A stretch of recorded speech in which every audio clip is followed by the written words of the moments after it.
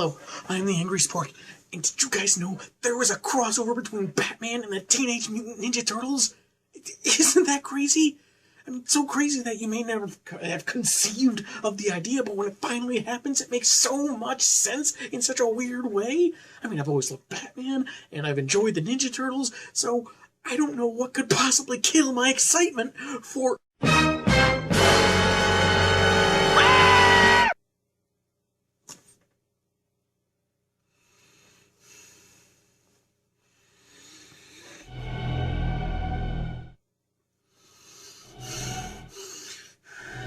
I am going to...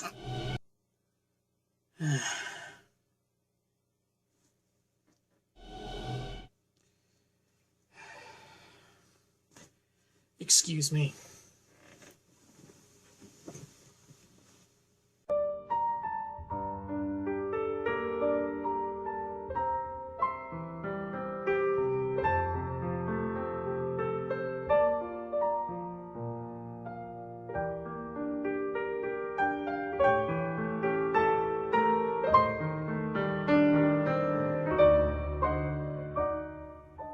Oh, well, looks like I'm gonna have to share now. Oh, alright, bro. So, let's begin by...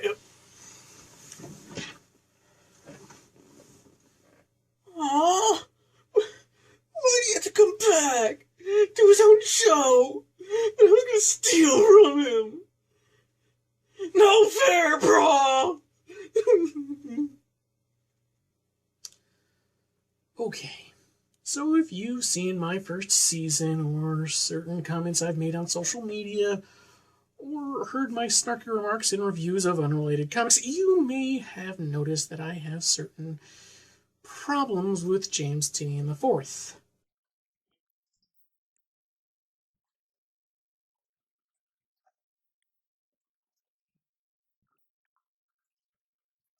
But can you blame me?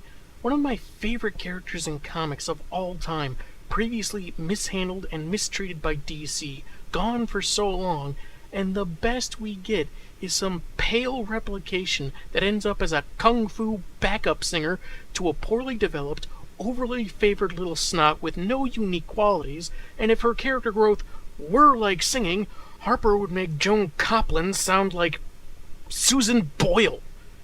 That said, I don't think Tynion is an awful writer, so I'm going to give him a fair shot while taking issue with Batman Teenage Mutant Ninja Turtles, written by, you know, with art by Freddie E. Williams II. Wow, legacy is on this book. Anyway, let's start with issue number 1 and see if this comic makes us want to turn the page or turn our heads. But if I see so much as one strand of purple dyed hair or some poser cosplaying as Lin Bei Fong, all bets are off.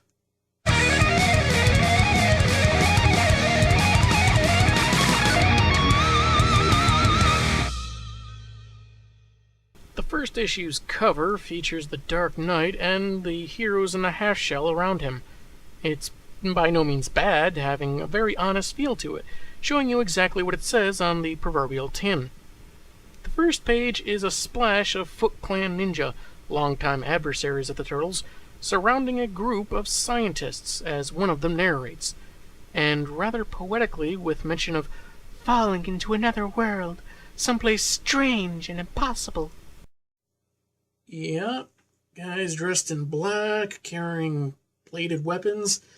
That is the dictionary definition of impossible. I waxed my beard for this review. The narrator mentions they were working on a clean energy generator, but with the approaching ninja, it felt like they were doomed.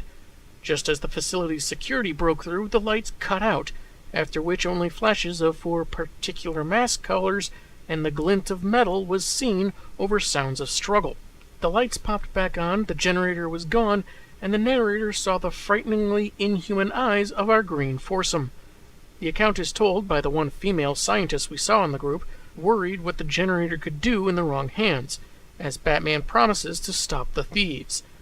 In the background we see Gotham and the bat symbol, but no indication of where these two are.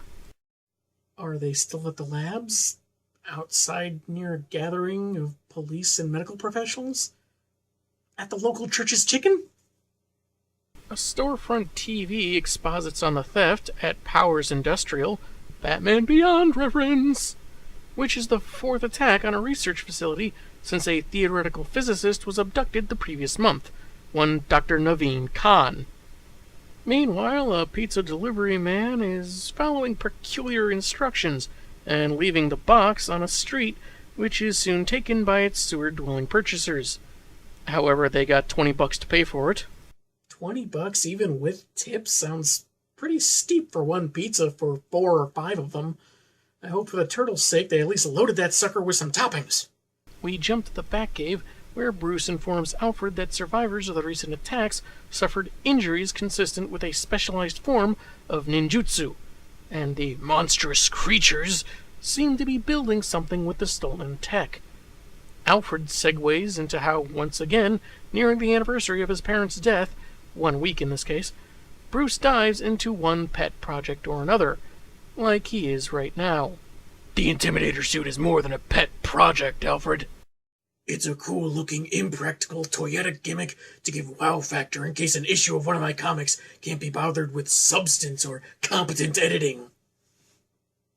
Bruce isn't planning on recalling Damien from his mission abroad, nor will he accept Gotham PD's extra security at Wayne Enterprises R&D. I'm taking the car. Well, so much for seeing the latest design of the Bat Tricycle. In the sewers, Killer Croc and some goons are tracking the Batmobile's movements with a device the Man-Gator paid $8,000 for. No explanation if there's a tracker on the car, or if Batman's personal ride emits some special energy or signal that can be uniquely pinpointed. It's just tracking it somehow. Anyway, while Bats parks and busies himself guarding Wayne R&D, Croc and crew will strip the iconic vehicle like wallpaper and live off the profits selling the pieces on the black market. Yeah, he'd make a pretty penny selling it to crooks and mad scientists, but he'd probably make more setting up a booth at a comic convention. The group then comes upon a portion of the sewers that looks pretty homey. Fresh pizza, TV, computer and monitors. While telling his men to prepare to use lethal force, Croc tries coaxing the kids out to their deaths because they might have heard too much about their plans, and even goes to the extent of crushing a Death Laser Pony Racers video game. Michelangelo's, to be precise, though it must be a pretty old game given it's in cartridge form. Above them, lying in wait, are the titular brothers. Funny, since Killer Croc, who is smarter than he looks, sick of being called a cannibal, and was shown to be more compassionate than his appearance would let on, crying over the death of a little girl, is now joking about eating people and informing his thugs to kill what he seems to think are children. And by funny, I mean, what is your problem with consistency? At Wayne R&D, the Foot infiltrate and deal fatal strikes against scientist holograms of scientists, which are apparently advanced enough to fool the human eye. You can bet this level of tech won't be utilized outside this one incident. Batman is revealed hiding within a hologram of some equipment and demands to know what they want with the lab's signal amplifier. Their answer after we return to the Turtles stealthily taking out some of Croc's goons. And I admit, it's fun to see the worry on this guy's face as Raphael closes in on him. Steam begins filling the room as Mikey teases one of their uninvited guests that they're aliens, possibly a gag referencing Michael Bay's comments about the 2014 movie, and Donatello is briefly distracted by how the definition does and doesn't really describe them. Also, apparently in their world, the entirety of Gotham City is one big field. A city-sized field in the United States not used for housing, farming, or manufacturing? Theirs is truly a bizarre universe. A splash page features the Turtles targeting Croc, with the mighty battle cry, "This is for my pony racers!" As one potentially interesting brawl begins, we jump to one's end, as Bats has one conscious ninja left to interrogate. Don't you just hate it when your foot fall asleep? The stealth assassin says they are the Foot Clan and trying to get home. As for the meta-humans Pointy Ears is talking about, he reasons he means the Turtles. Not that it matters much, since before he can elaborate, he gets shurikened in the chest by Uroku Saki, the Shredder. He warns the Bat Warrior the city will be safe so long as he doesn't cross them. Otherwise, he and everyone else will burn. Oh, meaning he'll tell spoiler alert about his plan, but she won't actually do anything helpful because daddy issues. Fair shot for this story doesn't mean I won't joke about his past foul-ups. Shredder tosses a smoke bomb, which must also be a teleport bomb, since in an instant he's taken all his dozen or so unconscious or dead ninja, with Batman just standing there, having offered no opposition. That's our Batman! We jump to the Turtles standing over an unconscious Croc. Phew! For a second there, I thought we might get an interesting fight scene. Raph is pretty angry that they have to find a new base and will lose track of the Foot. Master Splinter enters. I'm guessing he was just lounging in the next room this whole time, echoing Raphael's sentiments to move on. Though not taking anything with them, so I guess they'll just have to find new computer equipment, too. I'm sure that'll be easy. Reaching the surface, Donatello notices the Batmobile. She's beautiful. Donnie, I think she's taken. Okay, that's a funny exchange, and visually a good way to close the first issue. Though I don't know why Don is so enamored with this particular version of such a famous car. Not because I personally don't care for it aesthetically, but because there doesn't seem to be anything about it that would seem to interest a nerd like him. It just looks like a customized black muscle car with red windshields. Unless Donnie is suddenly a car buff now. Though I'm curious if the Turtles placed themselves underneath Wayne R&D intentionally in hopes of intercepting the Foot. If that was the case, why weren't they staking out the area when Croc and his goons arrived? That could have made for a more interesting scene of Splinter taking them out, though a scene we probably would have missed the most interesting parts of anyway, just like we did here. Oh, the possibilities they completely overlook. Issue 2's cover could be seen as a kind of direct progression from the first. Whereas they were simply gathered together initially, now they're charging onward for a mission. Not crowded together, but still as a kind of unit, possibly following whatever gadget Donatello is using. We open on Mikey inside a pizza place, the entrance busted open and glass shards on the floor. Though no explanation why. He's warning of some crazy guy in a batsuit, humorously thinking that's why people are spooked. No time to sample the local cuisine, as he's bat-roped out, joining his brothers, the leader of whom notes their opponent is on a whole other level, and they'll have to overwhelm him. Step 1 of overwhelming someone, announce you're about to overwhelm them. They attack, Batman evading them to the point of even hitting each other, and though Raph gets a good hit in, he's tased by the Batmobile while its owner takes one of his size. Apparently he doesn't think he has enough trophies in the cave because he also takes one of Mikey's nunchaku, but promptly loses it, redirecting Donatello's attack. He faces Leonardo, who really loses his temper when his sword breaks, telling him to back away from his brothers. That's a nice sentiment and all, but technically you all went after him. We don't even know who threw the first punch in all this, and that's kind of important if Leo is going to be all protective. And it might also help explain how Mikey broke those windows. After Leo states they were trying to stop the robbery at the Powers Lab, Splinter intervenes. A rat. What is truly stranger, an animal that acts like a man, or a man who acts like an animal? Knowing martial arts, tying up criminals, and fighting clowns and penguins are common traits of most species of bat, after all. While the Dark Knight's skills are formidable, Splinter easily holds his own and smoke bombs an exit for himself and his sons. Sometime later, the Turtles are in an arcade, Donnie researching Batman with a laptop apparently liberated/stolen from an internet cafe, while Mikey plans on charting how cool Bats is depending on his good or bad alignment. Raph is ticked off that Batman is distracting them from their mission of getting home in case their other famous enemy, Krang, will be up to something in their absence. Does someone need a hug? Or a pizza? Or a pizza hug? What the hell is a pizza hug? Trust me, you don't want to find that out. Donnie's got stories, kids.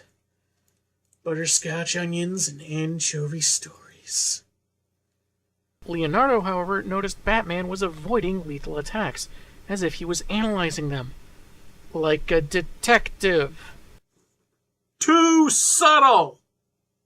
I'm okay with someone figuring out that kind of detail about Batman that maybe others wouldn't in the first encounter, but who says he was fighting like a detective? It's such an odd line. Why did Mikey write little bat-throwy things?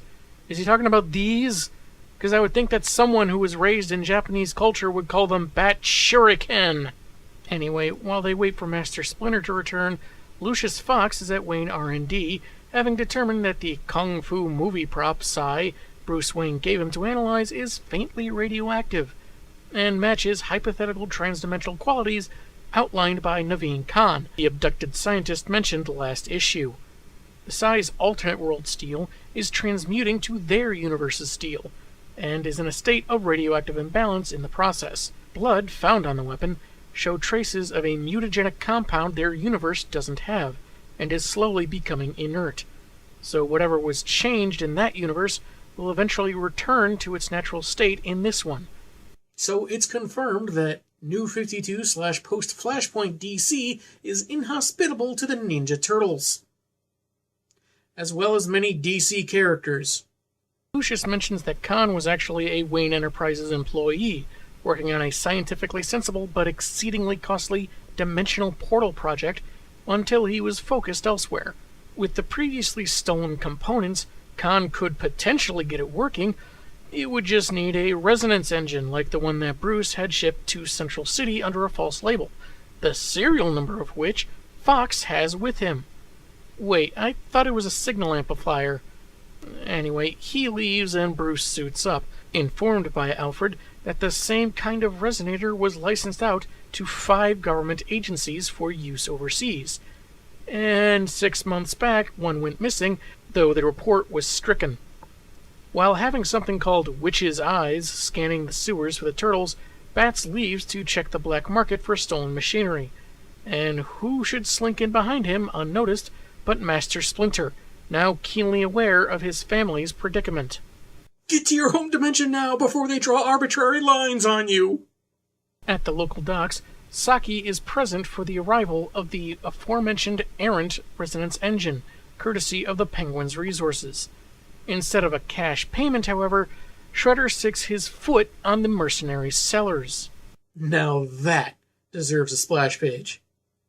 The Warlord is about to do away with Oswald, condescendingly remarking on Gotham's underworld being run by a man with a bird's name, which is funny since even this version of Shredder has animal mutated humans under his employ. But Cobblepot offers his resources to save himself, able to do what Shredder wants done without attracting Gotham-style attention. The walking Ginsu set agrees, and gets the added bonus of not being pursued by the Turtles, believing they and their sensei will die off for him. Speaking of, Splinter has already told them of the threat of demutation and are climbing their way to the kind of help that may get them home, ending up in the Batcave. Just remember, if you get caught, say you took a wrong turn at Albuquerque. Well, so far, the story's not so bad.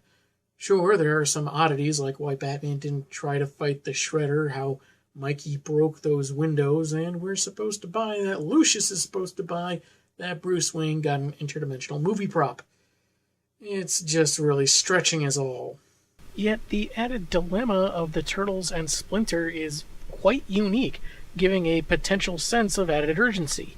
And even though DC has its share of mutated characters in one form or another, the mutagen from the Turtle universe is just that extra super unique. And I have to say, missed opportunities by basically skipping Batman fighting the Foot Clan solo, since it's been teased he'll be working with the Turtles here on out, and skipping how the Turtles managed to defeat someone as formidable as Killer Croc. But it's still a good start to the story. Though I said the same thing about Batman Eternal. Tune in next week and we'll see if this fares better. I'm the Angry Spork, and man, have I got issues. Hello, I'm the Angry Spork, taking issue with Batman Ninja Turtles. Somehow displaced in Gotham City and having been soundly bested in battle by Batman, the Turtles are trying to track down the Foot Clan, who have all the components they need to complete an interdimensional portal home. However, as their bodies adjust to the DC Universe, Splinter and his sons are doomed to revert to their natural states. So they find their way into the Batcave, home of the one person that might help them.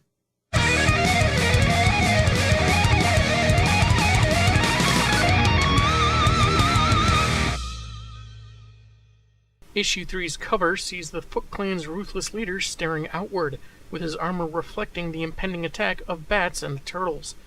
And, like I said, with the first two issues being sort of a progression of one another, this seems to be the next logical step.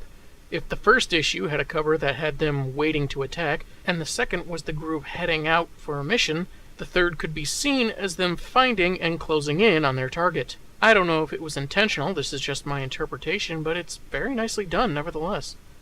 Shredder gazes out at Gotham from the balcony of the Iceberg Lounge, told by Penguin that while the city might black out, there is enough power at the ready to activate the technology that can send the Foot Clan home.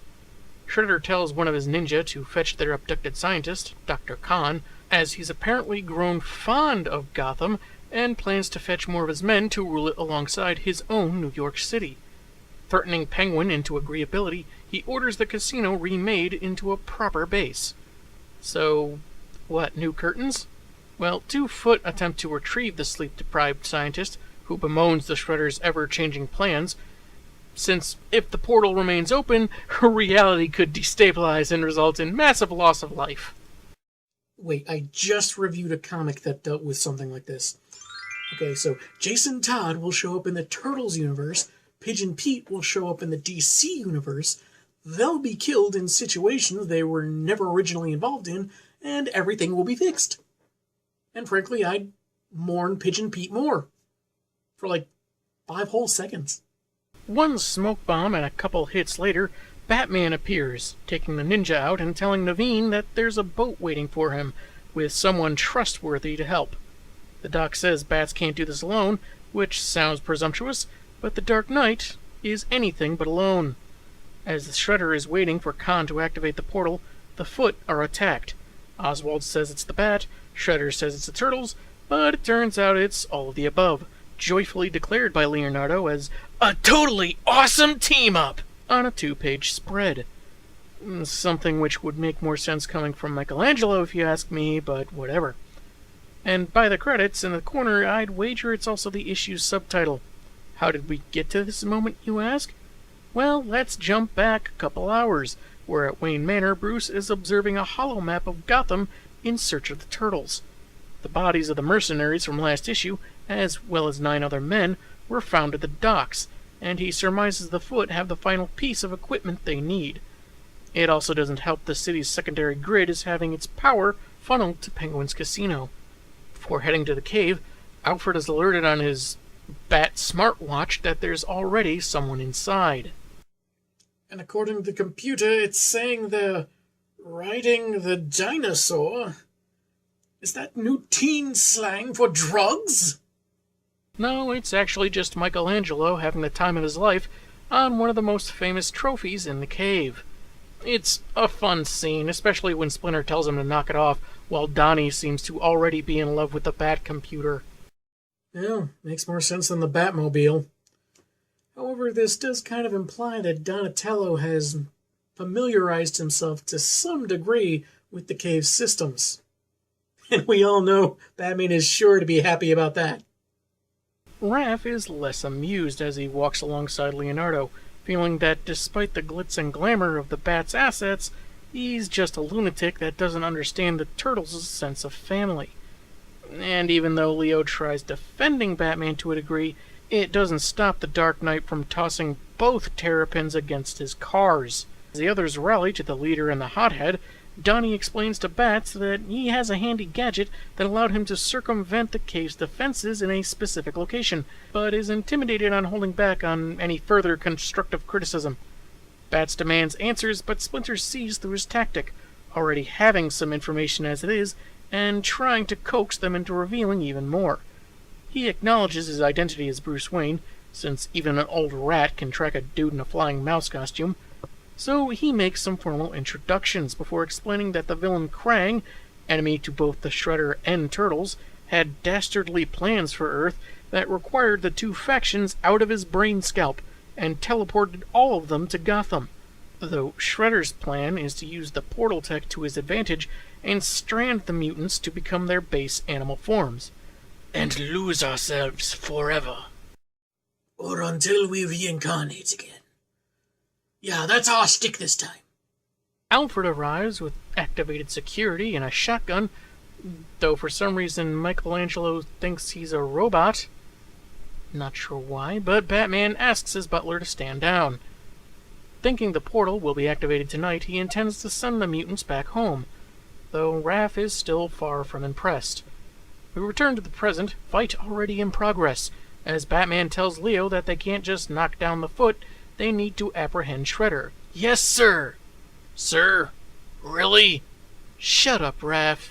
They call out Saki, saying he's essentially lost, but he counters that argument with a trigger to a detonator that destroys the portal. And, as reported by Alfred, Dr. Khan's head. Khan! Seriously, though, the trustworthy man at the boat to welcome the Doc and get him to safety was Alfred? Not even disguised? That's just freaking lazy. But also not atypical of a lot of Bat books since the New 52. A lot of really odd scenes where Batman's identity is either in ridiculous risk of being revealed to some random character or, for lazy shock value, is already known. But no, instead of calling any of his allies, he gets the well-known butler to Bruce Wayne. Shredhead had expected more from so feared a figure as the Dark Knight, and taunts the suddenly appearing Splinter with his impending demutancy. Raph angrily launches himself at the Warlord, but receives a gash to the shoulder that nicks an artery, meaning he needs immediate medical attention, so chasing the escaping villain is out of the question.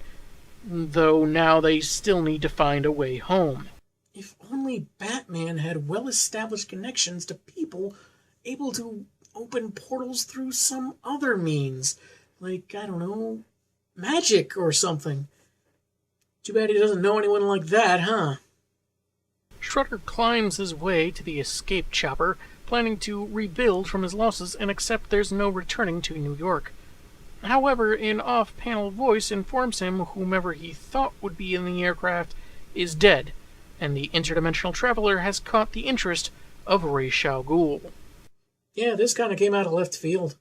I mean, given that this version of the Shredder is a warrior brought back to life after being dead for centuries, it's kind of an interesting parallel to someone like Ra's, who takes resuscitating soaks in magic science springs to keep it going. But will that vague similarity prove beneficial to the story? Remember that progression I talked about with the first 3 covers? Well, that comes to a screeching halt as we see Saki and the Foot surround Batman and Raphael, who are in a familiar alley looking at a ghost or hologram of a small child crying next to a lifeless hand. And what's that in the background? A theater marquee. Is this an indication we might get a recounting of the Wayne murders? Because I can't think of anything that's done that in recent memory. Not movies, not TV, not comics, absolutely nothing. Okay, let's just get this over with. We open in Arkham Asylum, where Dr. Zahir is talking to a man whose name seems to be I am of the Foot. Getting nowhere, she has him put into Hannibal Lecter cosplay and kept from the 20 others of the same clan, upset at Gordon for sending them to the nut house. So, Gordon sent not technically insane people, who are just not answering questions, to a facility for the criminally insane. And that's the entire explanation. Not what Jim's reasoning was, just that he sent them there. The doctor passes the cell of the Joker, who taunts her knowing something fun is going on and wants to be let out to join. She tells an orderly to double his meds immediately, which I'm sure is not only the first time someone suggested that, but is going to work just dandy this time. At Wayne Manor, Alfred is bragging to a delivery boy that 6 months in a fancy London restaurant makes him more than qualified to handle a dozen boxes of pizza, which certain green house guests preferred over the butler's offer of a feast. Not sure why they couldn't just meet in the middle and just have Alfred make a bunch of pizzas, but whatever. A peculiar rattling sound turns out to be Michelangelo, skating down the banister and right into Pennyworth. We'll be right back to Turtles Gone Batty right after these words from our sponsors. In the cave, Batman is sparring with Leonardo, while Splinter tells his son that the costume is designed for intimidation, but is worn by a man. But I like it too. Yeah, because he's never faced a guy with an intimidating suit before, or super strong mutated creatures for that matter. Seriously, why would any of the Turtles find Batman's appearance intimidating at this point in the story? Then the criticism of footwork comes up, and Bats mistakenly thinks the rat is talking to Leo.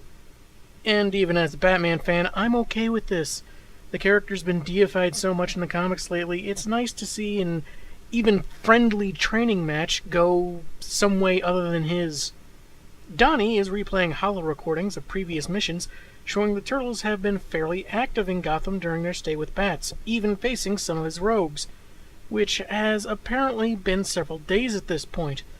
But the Nerd Ninja hasn't lost sight of their immediate problems, working on analysis from the Justice League, showing the only cure is indeed to get them home, but in collaboration from Cyborg, there may be a way to slow the demutation. Huh.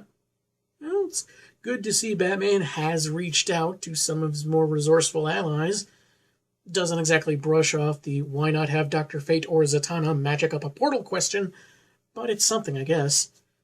Though, if you were expecting them to elaborate on how they slow the process of the mutagen wearing off, they don't.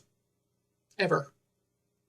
Though in searching for Shredder, Donnie says he's apparently AWOL for some reason, which I don't know if that's the appropriate term. It stands for away without leave, when someone's gone without permission. MIA would be more appropriate, because whose permission does Donnie think their deadliest enemy is defying?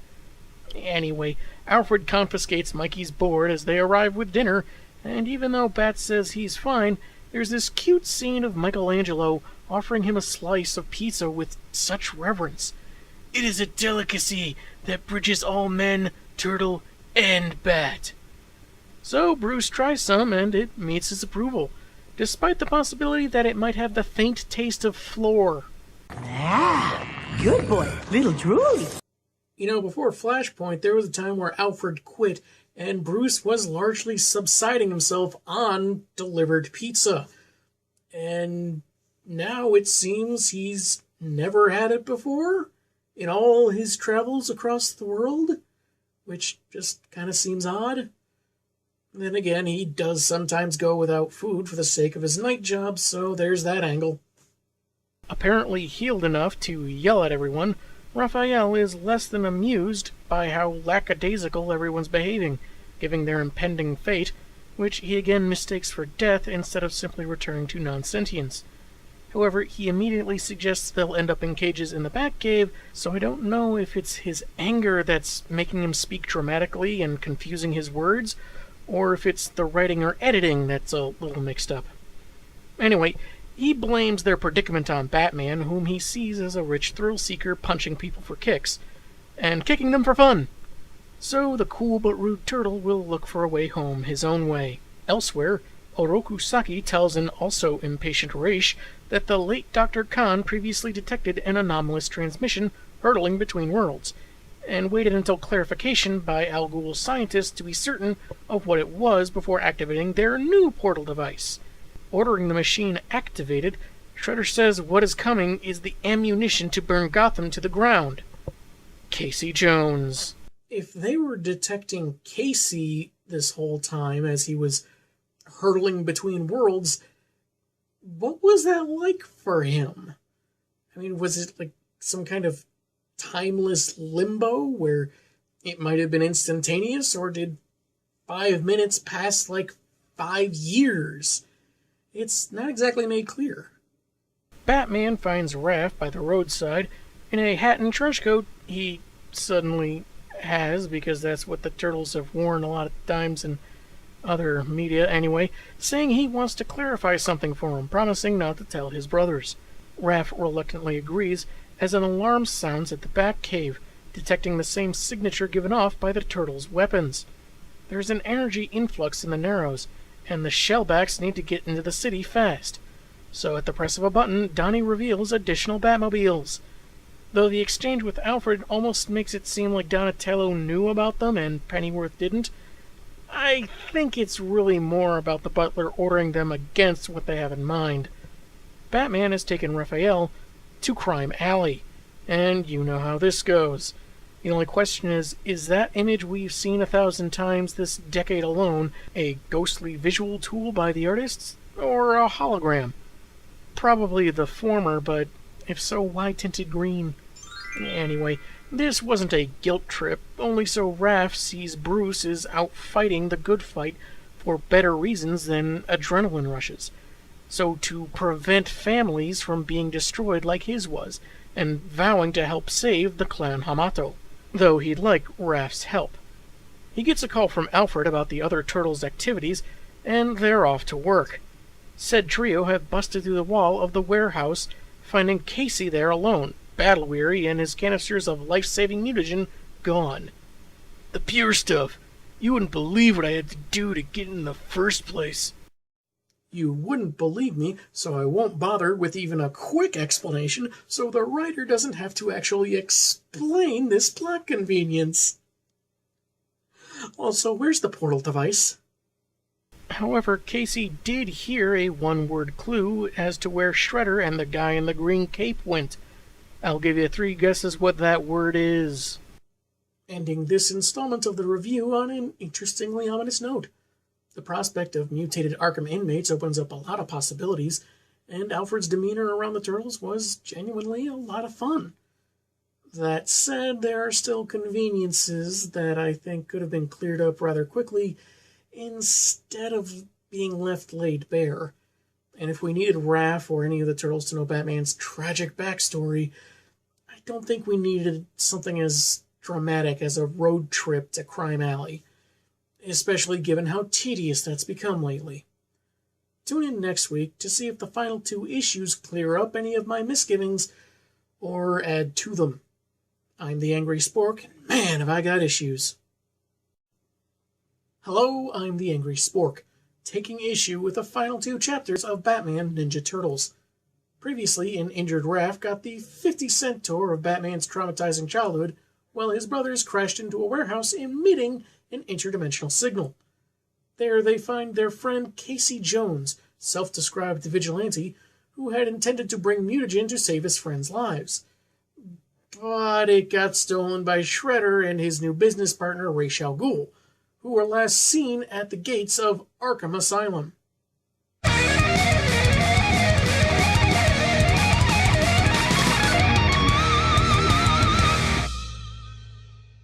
The cover is pretty dang nifty, featuring Shredder and a couple foot ninja on the Madhouse's banner as the inmates stampede out.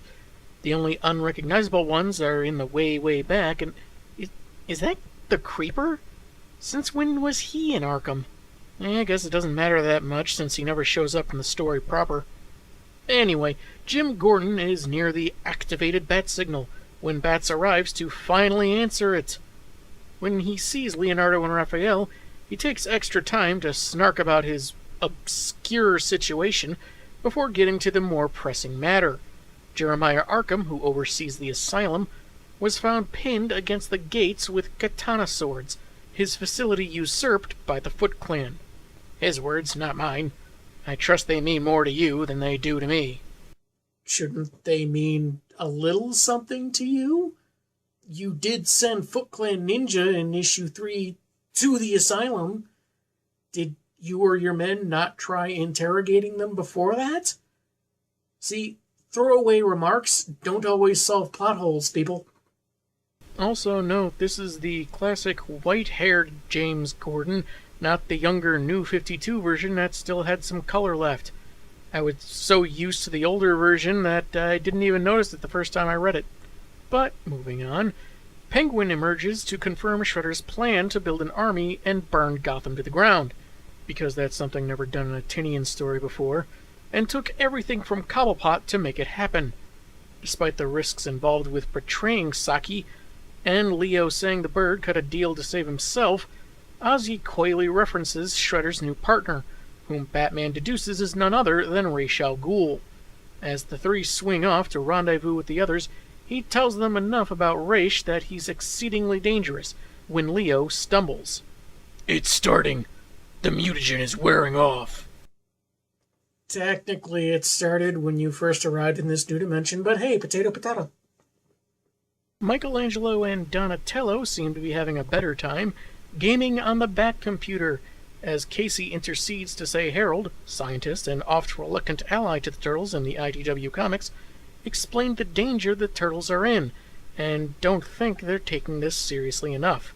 And I guess Jones has been unconscious this whole time, so he couldn't relay to Batman that he saw the guy in the green cape, which the detective probably would have surmised was Ra's from there. But you would think that even if Casey had been asleep this whole time and never talked to Batman, the Turtles would have relayed that Shredder has a partner in a green cape, and that would have gotten the wheels turning anyway. But whatever. Their chat session is interrupted by Robin, not thrilled to see strangers in his cave. Jones doesn't take him very seriously, but that quickly changes. I've got mixed feelings about how quickly Damian dominates this fight. I mean, the Turtles are older and thus have several years of training as an advantage. On the other hand, Damian is pretty ruthless since he was trained by the League of Assassins, so I guess it's sort of a toss-up. Robin sees the supposed thieves hooked his game system into the Batcomputer, which is curious in and of itself. Then Bat Daddy comes home. He puts Leo on a stretcher Alfred and Splinter bring up, as Casey explains the slingshot device he holds, which, depending on dimensional positioning and Earth access, provides a one-way ticket back to their dimension. He suggests using it now since the Turtles are in such dire straits, as explained by Harold. Harold, is he a mute hunchback that's good with cars and has a dog? No, just an irate scientist that helps us sometimes. Okay, good. Because if he was like our Harold, watch out. Because one dip in the Lazarus pit, and he'll suddenly hate your guts and betray you to your enemies. Nothing about that made sense. Tell me about it. Leo doesn't want to leave, preferring to stop Shredder first, but Batman is certain he and Robin can handle him. Damian says that he's been tracking the League of Assassins, and they'll be in Gotham within hours. As they leave for Arkham, Splinter warns that while Wayne may be anticipating Ra's betrayal of Shredder, the Bat does not know the extreme Saki will go to win. Alfred suggests the Intimidator suit, but it still has some kinks to work out, and the dynamic duo have plenty of ninja fighting experience. A handshake and a hug goodbye, and they're gone, taking the Bat plane and dropping to the ground. Hope that thing has autopilot. Along the way, Damian apologizes for not stopping the League before they left, and that he intended to be home for the Wayne murder anniversary. But his father assures him he did a good job and the mission at hand needs focus. You know, I recall early in the New 52, Bruce saying he was no longer going to dwell on his parents' deaths. Whatever happened to that? They happen upon Penguin, whose betrayal was discovered by Shredder, and lo, he became the first to be subjected to mutation, seen here as, well, duh. And he warns that now those who brought Gotham to the edge of ruin before will push it over fully, as the vigilantes are surrounded by their mutated rogues. Apparently Shredder and Ra's only wanted the inmates with gimmicks to be mutated, even if it meant going the extra mile for the polar bear DNA. Issue 6's cover has Shredder and Raish within the eye of the portal, while Batman and Clan Hamato glare or sneer at them. Really, really hard. And the final issue begins with Elephant Bane grasping the two heroes. "I don't care for your villains' makeovers. Take it up with your grandfather." That's right, just keep dropping hints to your identity, Batman. That's really freaking smart, surrounded by your enemies. Mutagen or no mutagen. Bats uses, I'm guessing, Bat Taser Shuriken, which break on the foe's face, or tusk, releasing them in time to kick away Hyena Quinn. Praying Mantis Ivy ensnares Batman while Robin deals with Riddler Fox, and Polar Bear Freeze, well, freezes the Dark Knight. Their fight raises an alert at the Batcave, and while Casey thinks the superheroes will be fine and they should get back home, Leo is defiant despite his weakened state. And Raph chimes in how Batman's in danger because of the mutagen that's only present because of the Turtles, and protects other families since the loss of his own. The slingshot device is powered up, and in mere seconds will return Casey to their proper Earth, with or without his friends. Back at Arkham, a trapped Batman orders his sidekick to concern himself elsewhere, and orders Raish to appear. He does, but not because the detective told him to, alongside Shredder, revealing the forthcoming assassin horde isn't there to betray Saki, but to join forces and take out every major city in the world with a mutated army. And then the true natural order of the world will assert itself, and we will hold the reins. That's right. The natural order of human beings being unnaturally changed into animal hybrids. What? Shredder decides to leave the job of finishing off Pointy Ears to a more enthused individual. Smile, Betsy. So, did the makers of this comic decide to mutate the other villains to some animal relative to their overall gimmick, but change Joker to a snake as an exception? Or did they think a serpent is fitting for that particular character? Because if it's the latter, I have to respectfully disagree. Joker Snake teases what he'll do after killing Batman, but he'll have to wait as Splinter and his sons arrive to aid the Dark Knight, impending doom or not. Freeing Batman and taking care of the mutant rogues in their unique way, Batman confronts Shredder with the Intimidator suit, tinkered with by Donatello if the selectively colored bat emblems weren't an indication. Good thing the cave had quick-drying paint in all the turtles' colors, otherwise the battle would have been lost.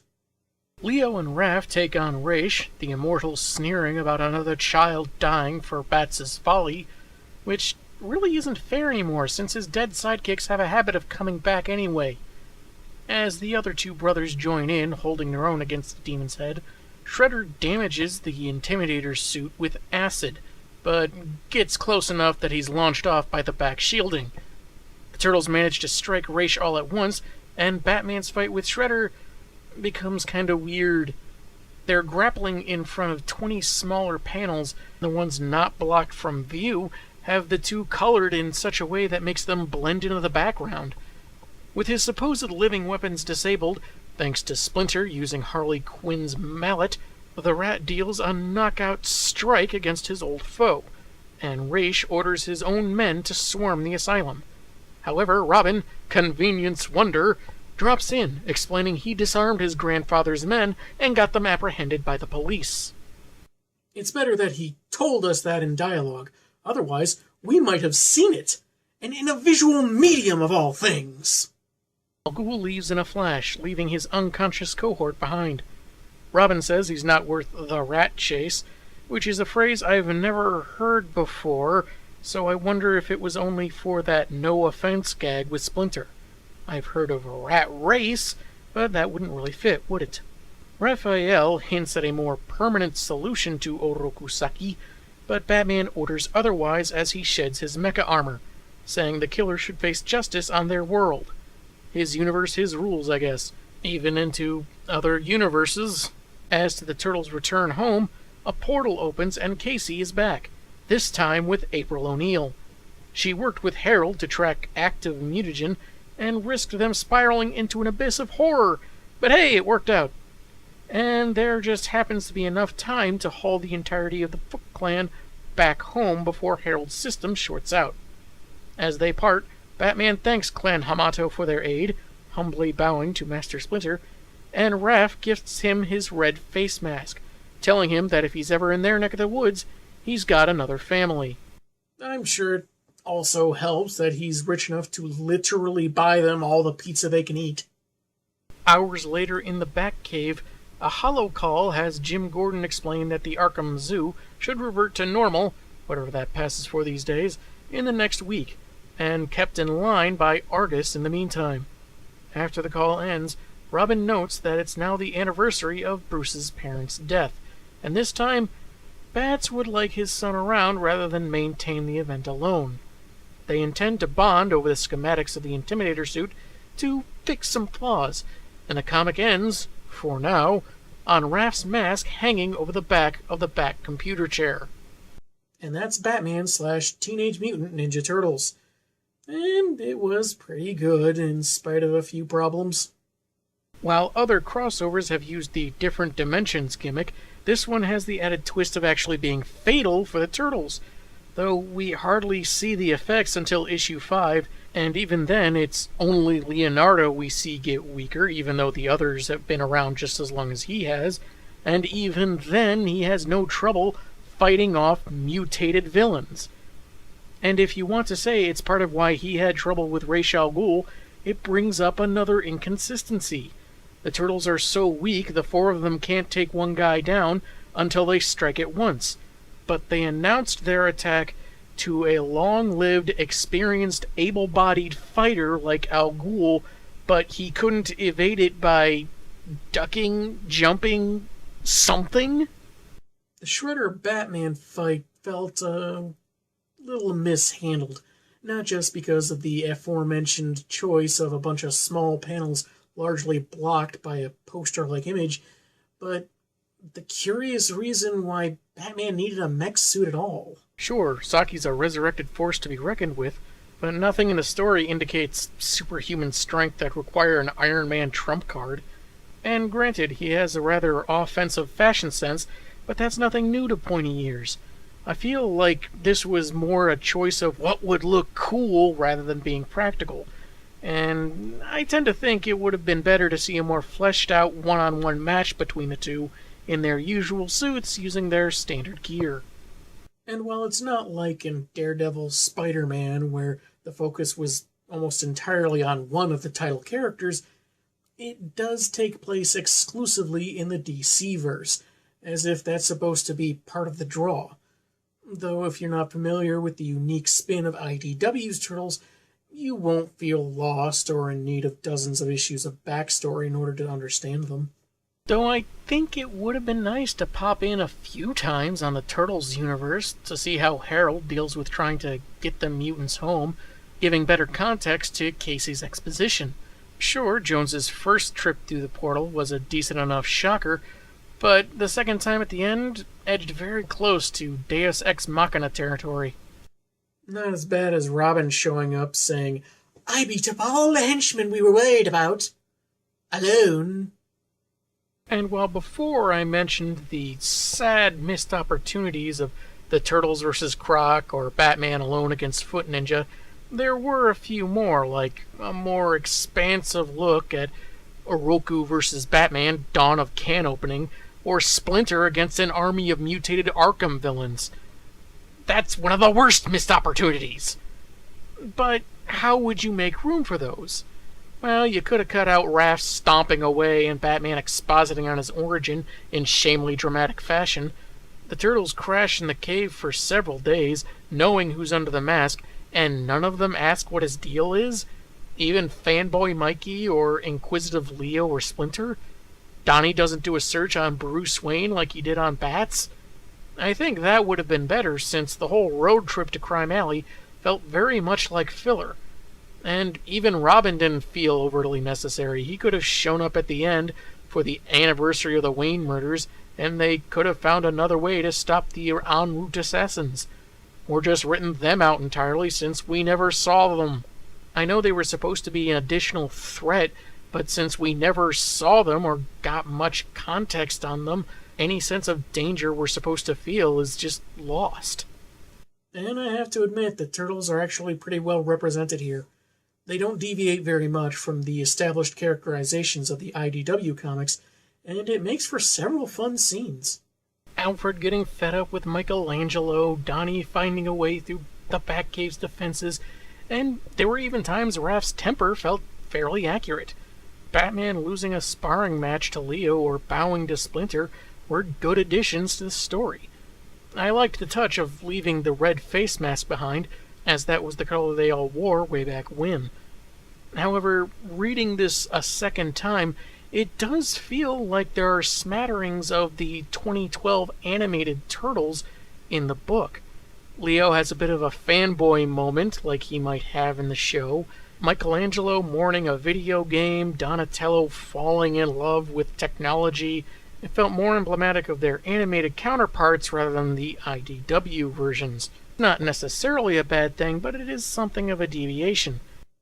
It does, however, have smatterings of problems seen in previous Tinian works. There's a lack of clarification for some things, like how Croc's scanner can detect just the Batmobile, or why Shredder would care about Raish's plans to join forces with him, or why Gordon sent the Foot Ninja to Arkham. There are then the elements that are told when they should have been better shown, like how Robin stopped the assassins, or things that just went nowhere, like how the portals pose this great threat to all reality, a problem that was brought up exactly once. Or how we never got any clarification on how Donatello and Cyborg were going to slow the degeneration of the mutagen. There were other fairly out-of-character moments, like Batman's origins making Raph all schmaltzy, or Michelangelo crashing into a pizzeria to warn people when he's fully aware how most humans would react to a giant talking turtle. Anyway, it feels like Tinian is restricted to staying within character parameters rather than giving his own spin, even if there's a bit of a combination at work. It's good because his own spin really doesn't work out at all. So maybe he just had a better editor on this series. Though with the attempts at poetry that just ended up feeling out of place, and problems that have shown up in his writings before, it feels very much like this is another case of him wanting to do a story much loftier than it needs to be. What also remains is that his execution, how he chooses to take us on this journey, despite genuinely fun ideas and some nostalgic nods, still needs some work to reach its full potential. And while I still await the day he completely cleans the mistakes he made with certain characters, I think this series shows he can improve under the right conditions. Brah, don't push it! I'm the angry spork, and man, have I got issues. I could not care less about my transformation. You have other sins to account for, Batman. I know just how Batman can defuse this situation.